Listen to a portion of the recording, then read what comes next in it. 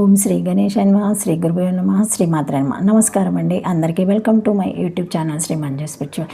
ఈరోజు వీడియోలో నవరాత్రుల్లో గణేషుని ఏ రోజు ఎలా పూజించాలి, నవరాత్రుల్లో గణేషుని ఏ రోజు ఎలా పూజించాలి అన్న దానిపైన టాపిక్లో ఈరోజు వీడియో ఉంటుందండి. తప్పకుండా చూడగలరు. ఏ నైవేద్యం సమర్పించాలి, కానీ అంతకంటే ముందుగా మీరు కనుక మన ఛానల్ని మొదటిసారి చూసి ఉంటే తప్పకుండా ఒక లైక్ ఇవ్వండి, షేర్ చేయండి, నచ్చితే సబ్స్క్రైబ్ చేసుకోండి, కామెంట్ పెట్టండి.